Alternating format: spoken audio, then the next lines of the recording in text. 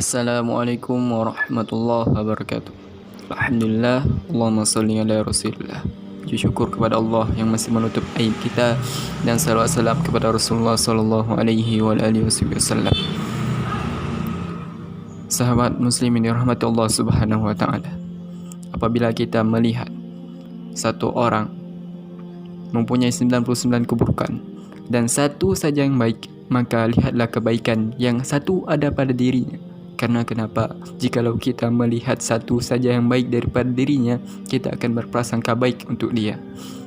Jangan melihat kekurangan yang 99, tapi lihatlah satu kebaikan yang ada pada dirinya. Guna dan tujuan kita tidak menganggap rendah, kita tidak menganggap remeh, dan kita tidak merendahkan serta menghinakan orang lain. Allah Subhanahu wa taala mengkaruniai kita dua mata, yang mana satu untuk melihat kekurangan dan aib pada diri kita sendiri, dan satu lagi untuk menilai daripada orang lain apa yang baik daripada orang lain. Yang satu lagi untuk melihat kekurangan, aib daripada diri kita sendiri, bukan aib daripada orang lain.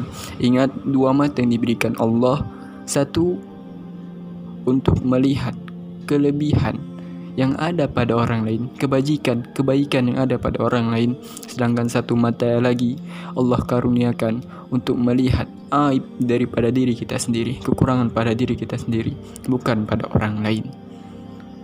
Sungguh beruntunglah orang-orang yang mana pada dirinya selalu sibuk mencari kekurangan pada dirinya sehingga tidak sempat mencari kekurangan pada orang lain. Nabi SAW mengatakan, Tuba liman sagalahu aibuhu an uyubin nas. Beruntunglah orang yang kekurangan pada dirinya menyebabkan ia sibuk sehingga dia tidak sempat mencari aib dan kekurangan yang ada pada orang lain. Oleh sebab itu maka Allah Subhanahu wa taala masih menutup aib kita.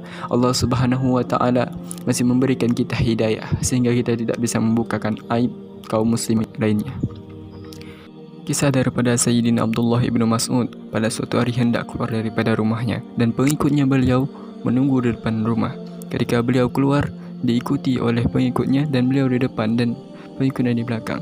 Kata beliau, jikalau Allah Subhanahu wa taala yang Sattar, yang Alim, yang Maha menutupi aib segala hamba, membuka aib saya, membuka apa yang saya lakukan di belakang pintu tadi, apa yang saya lakukan di belakang tabir tadi, justru sudahlah tentu tidak adalah satu orang di antara kamu yang mau mengikuti kepada saya. Dan begitulah saya katakan secara pribadi kepada para sahabat muslim yang dirahmati Allah Subhanahu wa taala. Jikalau Allah Subhanahu wa taala membukakan aib saya, maka tidaklah ada satu orang pun yang mau mendengarkan apa yang saya katakan. Walaupun yang saya sampaikan itu baik, belum tentu dan pasti tidak ada orang yang mendengar. Bukan hanya tidak mendengarkan apa yang saya sampaikan, tapi mungkin setiap orang akan meludah kepada wajah saya, ataupun setiap orang akan memberikan lemparan kritikan panas kepada saya, ataupun ejekan kepada saya. Alhamdulillah, Allah Subhanahu wa taala menutupi aib kita sehingga kita tidak terlalu nampak hina daripada pandangan mata orang lain. Oleh sebab itu maka ini adalah keindahan Allah Subhanahu wa taala yang menutupi aib setiap manusia. Apabila satu orang hamba melakukan dosa pada siang harinya ataupun malam harinya, lihat bagaimana Allah Subhanahu wa taala menutupi aib kita, menutupi kekurangan kita, sehingga Allah Subhanahu wa taala tidak menampakkan aib kita, tidak menendahkan aib kita kepada orang lain.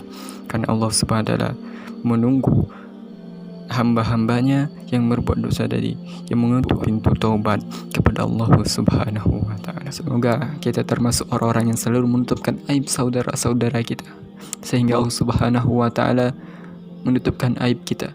Man sataral musliman satarahullahu fid dunya wal akhirah. Barang siapa yang menutupi aib saudara sesama muslim, maka Allah akan menutupi aibnya di dunia dan di akhirat. Wallahu a'lam bissawab.